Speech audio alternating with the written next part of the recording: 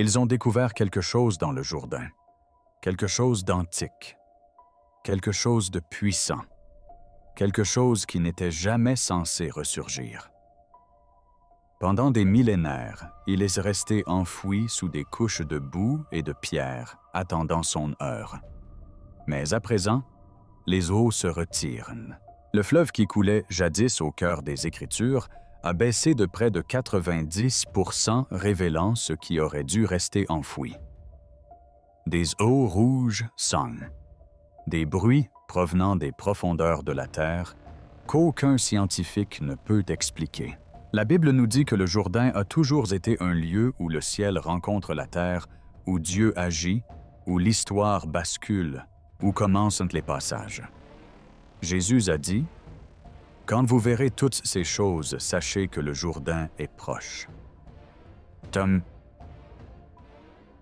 Dieu essaie-t-il de nous éveiller? Sommes-nous témoins d'un signe surnaturel en direct? Le Jourdain n'est pas un fleuve comme les autres. Il traverse le cœur de l'histoire biblique depuis les pentes du mont Hermon au nord jusqu'à la mer de Galilée pour finalement se jeter dans la mer morte. Ce fleuve a été témoin de choses qu'aucun autre cours d'eau n'a vues. Il s'est ouvert pour laisser passer Josué et les Israélites lorsqu'ils sont entrés en terre promise. Le prophète Élie frappa le Jourdain de son manteau et le traversa à pied sec. Naaman le lépreux s'y plongea 7 fois et fut guéri. Et surtout, c'est là que Jean-Baptiste baptisa Jésus-Christ. Le Jourdain est un lieu saint. Depuis des siècles, les pèlerins viennent non seulement voir, mais aussi ressentir se recueillir là où des miracles se sont produits et se souvenir que ce qui s'est passé ici n'était jamais ordinaire. Mais quelque chose a changé. Le fleuve, jadis puissant et profond, disparaît. Année après année, son niveau baisse. Les lits de rivières autrefois submergés sont aujourd'hui craquelés et à sec. Des tronçons qui nécessitaient auparavant des bateaux peuvent désormais être traversés à pied. Les scientifiques incriminent le changement climatique. Ils pointent du doigt la surexploitation des ressources et la sécheresse. Ils proposent des explications fondées sur la logique et les données. Mais ce qu'ils ne peuvent expliquer, c'est ce que le retrait des eaux a révélé des structures antiques émergeant de la boue des artefacts antérieurs aux civilisations connues des sons résonnant des profondeurs sans source identifiable. Et ce n'est que le début. Les habitants vivant près du fleuve ont rapporté des phénomènes étranges, des lumières qui scintillent à la surface de l'eau, la nuit des vibrations qui font trembler le sol sans qu'il y ait de séisme, une lourdeur dans l'air et la sensation que quelque chose s'agite, quelque chose d'ancien, de puissant. Certains se sont agenouillés pour prier. D'autres ont fui pris de panique. La communauté scientifique s'est mobilisée pour enquêter. Des équipes d'archéologues et de chercheurs ont afflué dans la région. Ils s'attendaient à trouver des vestiges historiques, des poteries, peut-être des outils anciens. Mais ce qu'ils ont découvert a bouleversé toutes leurs certitudes. Le Jourdain parle. Après des milliers d'années de silence, il révèle des secrets qui n'auraient jamais dû être dévoilés, des secrets qui font écho aux avertissements mêmes écrits jadis dans les Écritures. Ces événements annoncés par la Bible précéderont le retour de Jésus-Christ. Simple coïncidence. Ou bien un phénomène bien plus important est-il en train de se produire? Les révélations que vous allez découvrir sont restées confidentielles. Le discours dominant n'en parle pas, mais ceux qui connaissent la parole, ceux qui reconnaissent les schémas, commencent à comprendre, car Dieu révèle souvent la vérité en enlevant ce qui la recouvrait. Lorsque les eaux tirent, ce qui est caché dans nos vies est mis à nu. C'est un appel à la purification avant d'entamer une nouvelle étape. Les signes sont là, et cette découverte est sans précédent dans l'histoire de la science moderne. Ce qui a commencé sous le Jourdain a désormais captivé le monde entier et se rattache directement à l'un des passages les plus mystérieux de toute l'Écriture. Tout a commencé par un son grave, profond et impossible à ignorer. Au début, les villageois ont cru que c'était le tonnerre, mais le ciel était dégagé. Pas d'orage, pas de changement de temps, aucune cause visible. Et pourtant, le son revenait sans cesse, une vibration émanant de la terre elle-même, non pas d'en haut, mais des profondeurs du lit du fleuve. Les premières à parler furent de ceux qui vivaient au bord du Jourdain depuis plus de 50 ans. Les pêcheurs, les anciens, ceux qui connaissaient le fleuve sur le bout des doigts, disaient n'avoir jamais rien entendu de pareil. Certains décrivaient un gémissement lourd et prolongé, comme si le sol lui-même était sous pression. D'autres disaient que cela ressemblait au son d'une trompette lointain, mais indubitable, résonnant à travers la pierre et l'eau d'une manière qui semblait surnaturelle. Quelques jours plus tard, des enregistrements ont commencé à apparaître en ligne. Des vidéos filmées dans l'obscurité le long des berges du fleuve. Des gens immobiles et silencieux, tandis que le bruit du fleuve résonne sous leurs pieds. Ces images se sont rapidement propagées sur les réseaux sociaux et bientôt le monde entier les regardait. Ce qui avait commencé comme un mystère local est devenu une question mondiale. Des scientifiques sont arrivés rapidement munis de moniteurs sismiques de radars à pénétration de sol et de systèmes acoustiques de pointe. Leur conclusion aurait dû être simple: si la Terre émettait un son, il devait y avoir un mouvement, or il n'y en avait aucun. Aucun séisme, aucun mouvement tectonique, aucune perturbation mesurable sous la surface. Les instruments fonctionnaient parfaitement, et pourtant, ils n'ont rien détecté. Un chercheur a confié en privé qu'en des décennies d'études, il n'avait jamais rencontré un tel phénomène. Et c'est là que l'explication change. Car ces événements peuvent paraître naturels, mais ils refusent de se comporter naturellement. Et lorsque la nature cesse d'obéir à ses propres lois, l'Écriture commence à parler. Dans Romains 8, 22, il est écrit que toute la création gémit comme dans les douleurs de l'enfantement. Gémissement, le même mot employé par les témoins pour décrire les bruits sous le Jourdain. La terre elle-même crierait-elle. La création pourrait-elle annoncer un événement imminent, un événement dont la Bible avait déjà parlé? Mais ce n'est pas tout. Dans le livre de l'Apocalypse, les trompettes jouent un rôle central dans le déroulement des derniers jours. 7 anges, 7 trompettes, chacune déclenchant des événements qui ébranlent le monde. Se pourrait-il que ce que l'on entend sous le Jourdain soit lié à ces trompettes prophétiques? Un avertissement que quelque chose a commencé, que le processus est déjà enclenché, car tout au long de l'Écriture, Dieu a utilisé le son pour signaler un mouvement. Au mont Sinaï, le peuple trembla, tandis que le son de la trompette s'amplifiait avant que Dieu ne se révèle. Avant la chute de Jéricho, des trompettes retentirent et les murs s'écroulèrent. Le son précède toujours le changement. Certains le rejetteront. Ils le qualifieront d'anomalie, de phénomène en attente d'explication.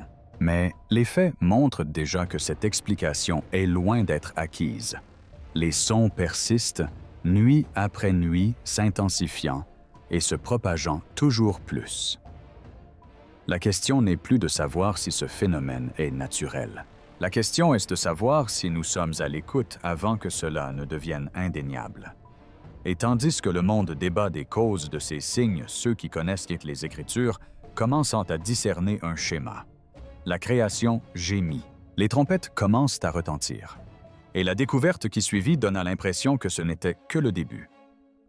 Lorsque les chercheurs remontèrent à la source des perturbations, ils mirent au jour quelque chose d'enfoui profondément dans le lit de la rivière, quelque chose qui était resté caché pendant des milliers d'années. À mesure que les eaux du Jourdain se retiraient des étendues de terre, restés plongés dans l'obscurité pendant des siècles, commencèrent à émerger.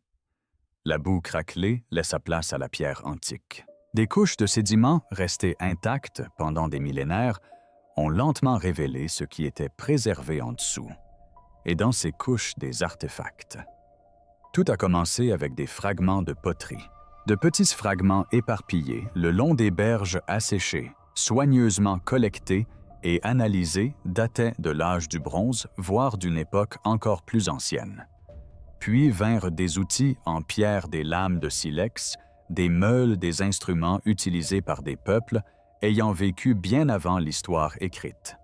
Mais ce n'étaient là que les premiers indices. Puis sont apparus les outils en pierre-lame, De silex, meules, instruments de chasse et de préparation des aliments, le genre d'outils utilisés par les peuples anciens bien avant l'histoire écrite. Ensuite, les chercheurs ont découvert les murs de basses structures de pierre enfouies sous la boue. Au début, ils pensaient qu'il s'agissait de murs.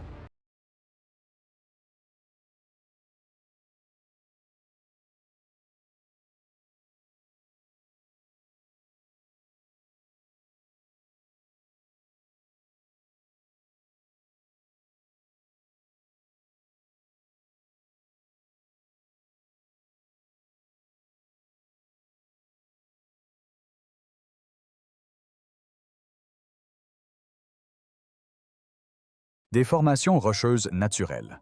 Mais un examen plus approfondi a révélé des constructions délibérées, des lignes droites, des pierres empilées, des motifs qui ne pouvaient être réalisés que par la main de l'homme. Ils avaient découvert un site archéologique, un ancien village caché sous le Jourdain, depuis des milliers d'années, submergé et préservé par les eaux qui se retiraient désormais. La datation au carbone 14 a permis d'établir que le site avait près de 80 ans. 80 ans. Plus vieux que les pyramides, plus vieux que Stonehenge, plus vieux que presque toutes les civilisations connues. Qui étaient ces gens? Comment leur habitat s'est-il retrouvé sous le fleuve? Et pourquoi est-il mis au jour maintenant? Les archéologues ont découvert bien plus que de simples bâtiments. Ils ont trouvé des ossements, des vestiges de la vie quotidienne, des traces de cuisine, de vie communautaire, d'un monde qui a existé puis s'est brutalement arrêté. Mais le détail le plus frappant n'était pas ce qu'ils ont trouvé, mais où ils l'ont trouvé. Ce village se situait précisément sur le chemin décrit dans la Bible. C'est dans cette même région que Josué conduisit les Israélites à travers le Jourdain vers la terre promise. Au chapitre 3 du livre de Josué, le fleuve était en crue impossible à traverser. Pourtant, Dieu ordonna aux prêtres d'avancer portant l'arche, et dès que leurs pieds touchèrent l'eau, le courant s'arrêta. La rivière se mit à déborder et les gens traversèrent à pied sec. L'Écriture le relate clairement. Les prêtres restèrent fermes sur la terre ferme au milieu du Jourdain, tandis que tout Israël passait. Terre ferme. Cette même terre est de nouveau à découvert. Est-ce une coïncidence? Ou bien cette révélation est-elle intentionnelle? Car il ne s'agit pas d'une simple découverte archéologique. C'est un lieu directement lié à l'un des moments les plus marquants de l'histoire biblique. Un moment où l'impossible est devenu réalité, non par l'effort humain, mais par l'intervention divine. Les preuves ne sont plus abstraites. Elles sont physiques tangibles et s'accordant avec des archives conservées depuis des millénaires, imposant une réalité incontournable. Les événements décrits dans les Écritures ne sont pas détachés de la réalité. Elles sont enracinées dans des lieux réels, un sol réel, une histoire réelle. Ce que Dieu a fait auparavant n'était pas symbolique, c'était concret. Et si cela s'avère vrai, une question se pose qui dépasse le passé. Si ce lieu a jadis ouvert la voie à un peuple vers un avenir prometteur, pourquoi est-il révélé à nouveau aujourd'hui? Mais ce que les chercheurs ont découvert ensuite transcende l'histoire. Cela les a menés dans un domaine que ni l'archéologie ni la science ne pouvaient pleinement expliquer. Plus profondément dans le lit de la rivière, au-delà des poteries des ossements et des vestiges d'anciens murs, ils ont trouvé quelque chose qui ne devrait pas exister. Quelque chose qui semblait correspondre aux descriptions conservées uniquement dans les Écritures. C'était petit pas plus grand qu'une main humaine. Au premier abord, cela paraissait insignifiant comme un fragment de poterie ou un morceau de pierre usé coincé entre les rochers au bord de la rivière. Mais lorsqu'on le souleva délicatement et qu'on enleva la boue, tout changea. L'objet était un sceau sculpté dans une matière inconnue dans la région. Il était dense, presque métallique, et pourtant indéniablement ancien, comme s'il avait traversé des milliers d'années sans être touché. Sa surface était couverte de marques précises, délibérées et totalement méconnaissables. Des lignes et des symboles formaient un langage qui n'appartenait ni à l'hébreu, ni à l'araméen, ni au grec, ni à aucune écriture connue de l'histoire de l'humanité. Des experts du monde entier furent appelés pour l'examiner. Les linguistes ont comparé ces symboles à tous les systèmes d'écriture connus. Les historiens ont cherché des parallèles culturels, mais en vain. La langue du sceau semblait provenir d'un lieu hors de toute civilisation connue, perdue à jamais, ou de toute façon jamais destinée à être comprise. Pourtant, ce n'était pas l'écriture qui captivait l'attention. Au centre du sceau figurait une image, une figure à 6 ailes, sculptée avec une précision remarquable malgré sa taille. La silhouette se dressait puissante d'une présence qui semblait délibérée. À ses pieds, un serpent gisait enroulé, soumis comme déjà vaincu. 6 ailes. Ce détail à lui seul changea tout, car dans le chapitre 6 d'Isaïe, l'Écriture décrit des êtres célestes, les séraphins se tenant en présence de Dieu. Chacun avait 6 ailes. 2 leur servaient à se couvrir le visage, 2 autres à se couvrir les pieds, et les 2 dernières à voler. L'image sur le sceau ne relevait ni de la mythologie, ni de l'imagination artistique. Cela correspondait à la description avec une précision troublante. Puis une autre connexion apparut. Dans l'Apocalypse 20, il est question d'un ange descendant du ciel, avec autorité saisissant le dragon, le serpent ancien, qui est le diable et le lion. Non pas dans un combat, mais avec certitude. Non pas comme une possibilité future, mais comme un acte de domination établi. Considérons à nouveau cette image. Un être à 6 ailes, un serpent à ses pieds, immobile, sans résistance déjà maîtrisée. Que représentait donc exactement ce sceau? Les historiens ont suggéré qu'il pouvait appartenir à un groupe religieux inconnu, peut-être chargé de préserver un savoir sacré. D'autres pensaient qu'il pouvait s'agir d'un symbole représentant d'anciennes croyances relatives à l'autorité spirituelle. Mais cette explication ne rend pas pleinement compte de ce qui a été découvert, car il ne s'agit pas d'un simple artefact, mais d'un message gravé dans la pierre. Un message trop conforme aux Écritures pour être ignoré. Un rappel que ce qui paraît puissant dans le monde est déjà soumis à une autorité supérieure, que la lutte entre la lumière et les ténèbres n'est pas encore tranchée. Et ce n'était que la 3e découverte. Ce qui suivit laissa même les chercheurs les plus sceptiques perplexes. Mais avant d'aller plus loin, prenons un instant. Si ce que vous entendez vous ouvre les yeux, assurez-vous que ce message atteigne d'autres personnes. Laissez un commentaire et partagez vos réflexions. S'agit-il de simples coïncidences ou de quelque chose de plus profond? Et transmettez ce message à quelqu'un qui en a besoin, quelqu'un qui cherche des réponses en ces temps difficiles. Car la suite change tout. Les découvertes prennent une tournure inattendue. Continuons. Quelques kilomètres en aval de l'endroit où le sceau avait été découvert, le fleuve révéla quelque chose de bien plus inquiétant. Les eaux s'étaient retirées d'un large méandre du Jourdain, exposant une portion de lit qui n'avait pas vu la lumière du soleil depuis des millénaires. Des fissures parcouraient la boue séchée comme des veines, et à l'intérieur de ces fractures des ossements. Au départ, l'équipe géologique a supposé avoir mis au jour un ancien cimetière d'animaux, peut-être du bétail, ou des créatures sauvages disparues lors d'une inondation oubliée depuis longtemps. Mais dès le début des fouilles, il devint évident qu'il ne s'agissait pas d'une découverte ordinaire. Le squelette était massif, bien plus grand que celui de n'importe quel animal connu originaire de la région. Les os étaient épais et denses, fossilisés dans la pierre pendant des milliers d'années. Couche après couche, la structure se révélait peu à peu une colonne vertébrale striée d'arêtes dentelées, des membres allongés et tordus selon des angles anormaux et un crâne garni de rangées de dents ne correspondant à aucune espèce connue dans les archives fossiles. Une fois entièrement dégagée, la créature mesurait près de 4 mètres de long. Son crâne à lui seul était plus grand que le torse d'un homme. Des excroissances osseuses semblables à des cornes ou à une sorte d'armure naturelle s'étendaient de sa tête. Les scientifiques restèrent perplexes. La créature ne correspondait à aucune catégorie connue. Ce n'était ni un dinosaure, ni un mammifère préhistorique, ni rien de répertorié par la science moderne. Certains ont avancé l'hypothèse d'une mutation rare, d'une espèce inconnue d'une époque lointaine.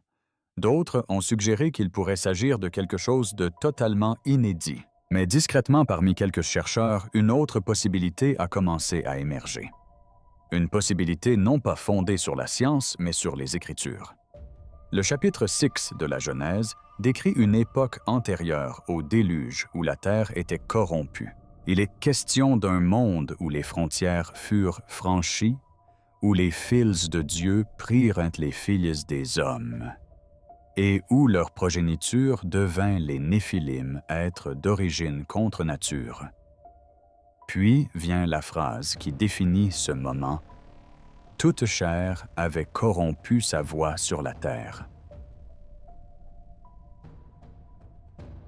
Non seulement l'humanité, mais tous les êtres vivants avaient été altérés, déformés, au-delà de leur nature originelle. La réaction fut sans appel. Dieu envoya le déluge non comme une destruction aléatoire, mais comme une réinitialisation pour purifier ce qui était devenu méconnaissable. Lorsque l'humanité s'écarte du dessein divin, la corruption s'ensuit. L'histoire de Noé nous rappelle que Dieu ne tolère pas indéfiniment le chaos. Il intervient pour rétablir l'ordre. Et maintenant, tandis que le Jourdain se retire, ce qui était enfoui est révélé. Debout dans ce lit de rivière asséché, face à une créature qui ne devrait pas exister, le lien devient impossible à ignorer. Serait-ce la preuve de cette corruption? Un vestige d'un monde effacé. La communauté scientifique a immédiatement rejeté cette idée, exigeant des preuves mesurables et explicables. Mais un détail leur échappait, les ossements n'étaient pas dispersés comme ils l'auraient été lors d'une mort naturelle. Elles étaient disposées, positionnées délibérément, comme si la créature avait été enterrée intentionnellement. Quelque chose l'avait placée là. Quelque chose l'avait cachée. Non pas de simples fragments d'histoire, mais des morceaux d'une réalité qui échappe à la compréhension moderne. Et cette créature n'était pas la seule. Des fouilles plus poussées ont mis au jour davantage d'ossements, davantage de restes, davantage de preuves de l'existence de créatures inexplicables, des échos d'un monde qui existait avant le jugement dernier. Et les paroles de Jésus résonnent avec une force nouvelle. Ce qui s'est passé au temps de Noé se reproduira lors de la venue du Fils de l'homme. Non pas une métaphore, mais un schéma, un avertissement, un miroir tendu à notre époque. Sommes-nous à nouveau plongés dans ce même instant? Observons-nous la même séquence se dérouler juste avant qu'un événement irréversible ne se produise? Ce qui suivit rendit la question impossible à ignorer. Cela se produisit sans prévenir. Un matin, le Jourdain avait son aspect habituel, trouble, lent, familier. L'après-midi, tout a changé. L'eau est devenue rouge. Pas une légère teinte, pas une décoloration passagère, mais un rouge cramoisi profond et intense. La couleur du sang qui se répandait dans le fleuve s'étendant sur des kilomètres dans les deux directions.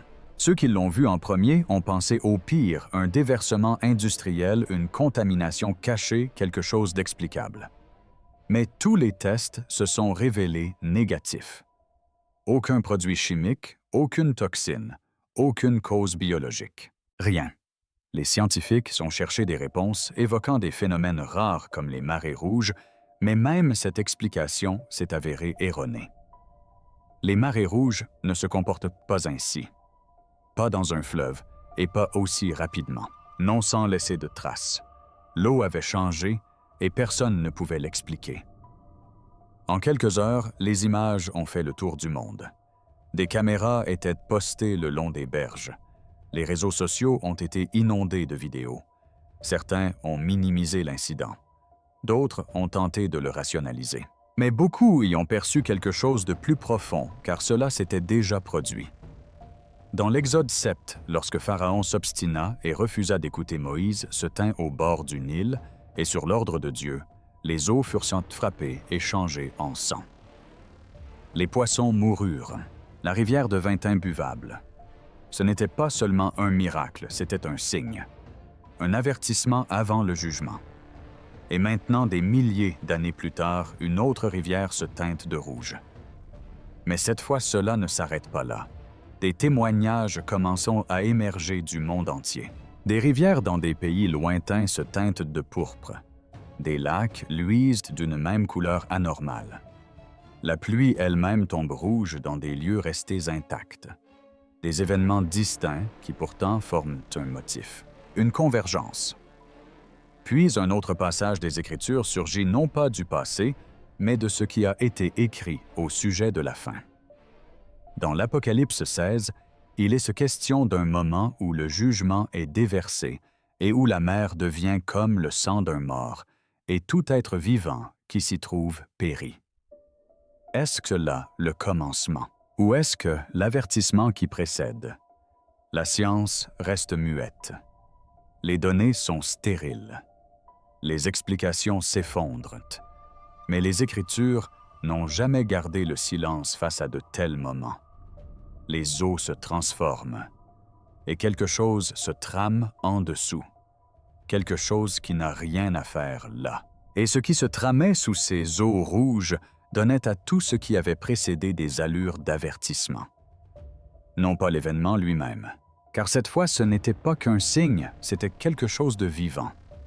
Quelque chose qui ne devrait pas exister. Quelque chose d'ancien qui observait. Avant d'aller plus loin, prenez un instant. Si ce que vous entendez éveille quelque chose en vous, ne passez pas votre chemin. Laissez-le vous imprégner.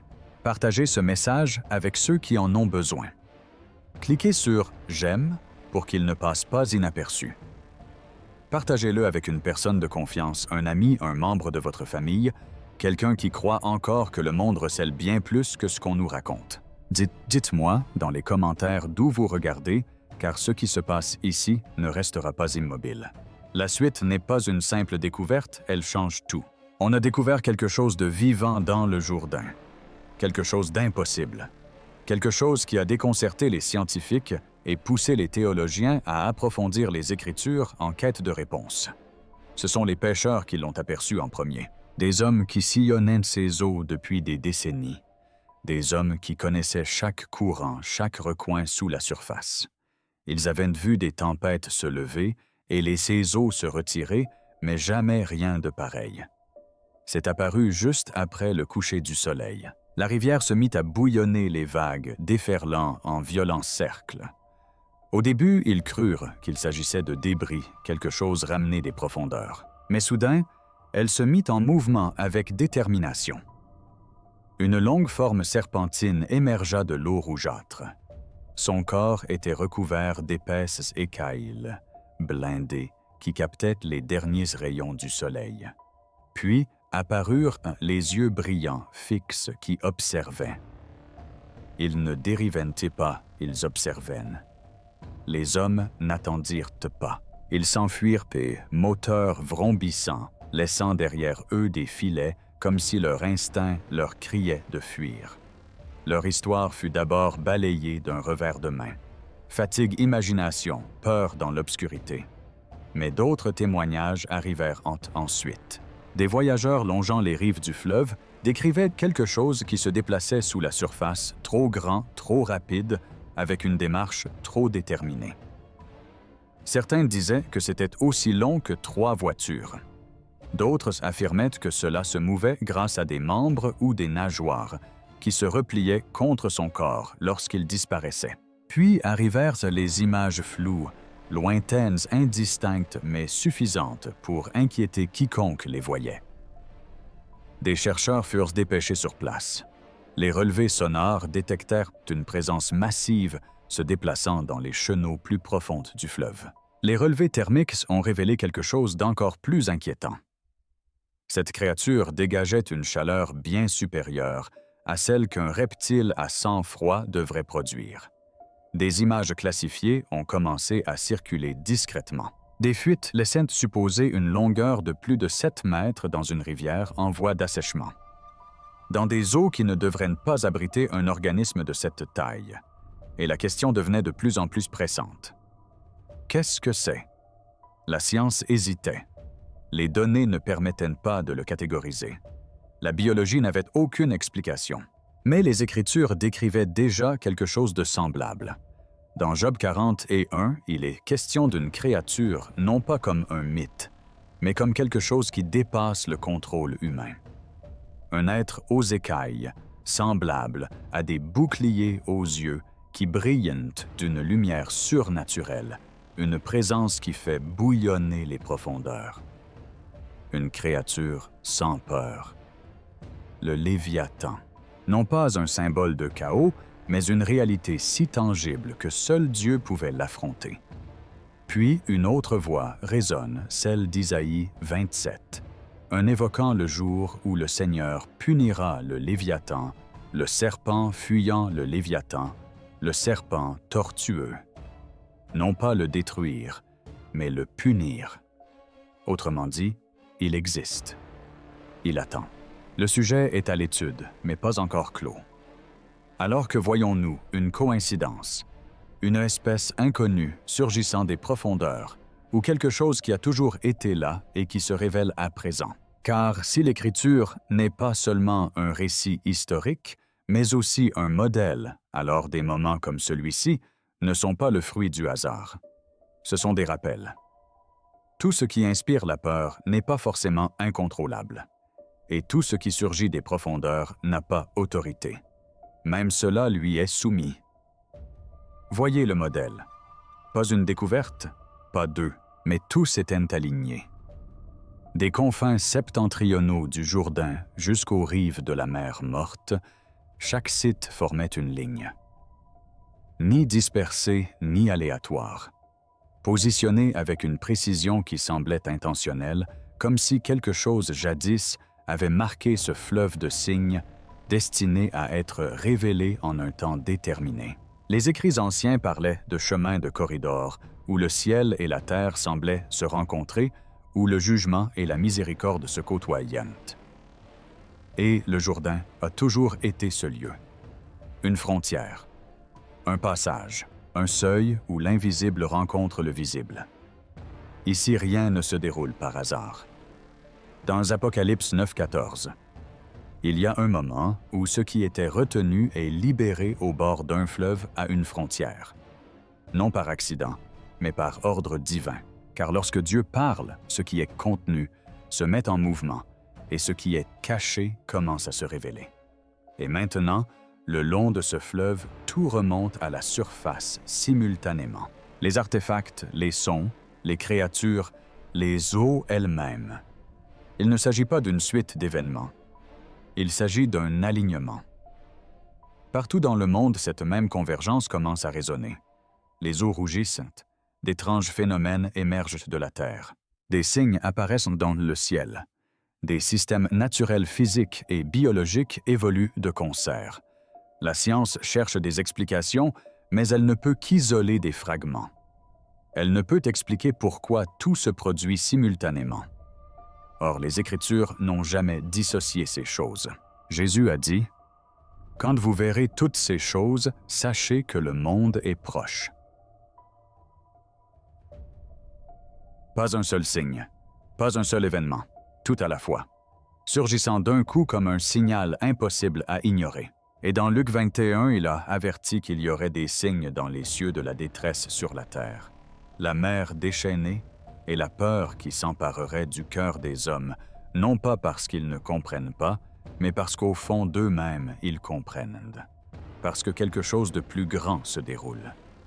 Et rien de tout cela ne se produit sans lui. Ce n'est pas le chaos, c'est une permission. Le même Dieu qui a séparé ce fleuve au temps de Josué, qui a ordonné aux eaux de s'arrêter, qui a ouvert les cieux au-dessus de lui lors du baptême de son Fils, n'est pas absent aujourd'hui. Le fleuve ne se dévoile que s'il le permet. La terre ne tremble que s'il parle. Ce qui est mis à jour l'est, parce que celui qui l'a scellé a choisi ce moment pour l'ouvrir.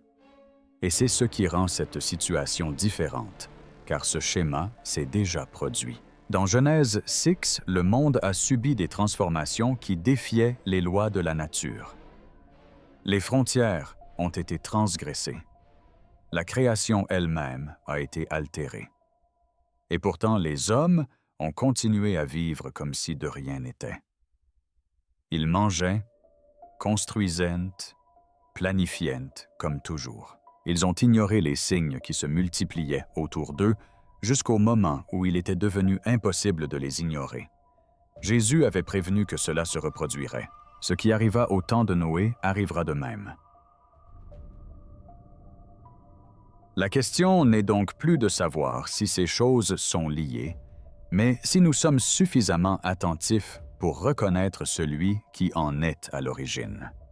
Car rien ne s'ouvre sans qu'il l'ouvre, et rien ne se meut sans son ordre. Ces signes ne sont pas aléatoires. Ils ne l'ont jamais été. Dans l'Écriture, les avertissements ne sont jamais envoyés sans raison. Et ils ne sont jamais envoyés trop tard. Ils se présentent comme une fenêtre, un havre de miséricorde, avant que quelque chose ne bascule irrémédiablement. Et c'est là où nous en sommes maintenant. Non pas à la fin, mais à son seuil.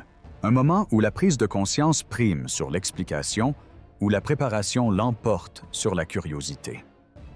Jésus en a parlé avec clarté, non pour susciter la peur, mais pour éveiller les consciences. Il a dit, « Quand ces choses commenceront à se produire, levez-vous et redressez la tête, car votre rédemption approche. » Non pas la panique, non pas la confusion, mais la reconnaissance. Un appel à voir ce que les autres négligent. Et puis, il a ajouté un autre commandement simple mais lourd de sens. Soyez sur vos gardes. Soyez vigilants. Vous ne savez pas quand ce moment viendra. Ce n'est pas une suggestion, mais une attitude. Restez éveillés. Restez attentifs.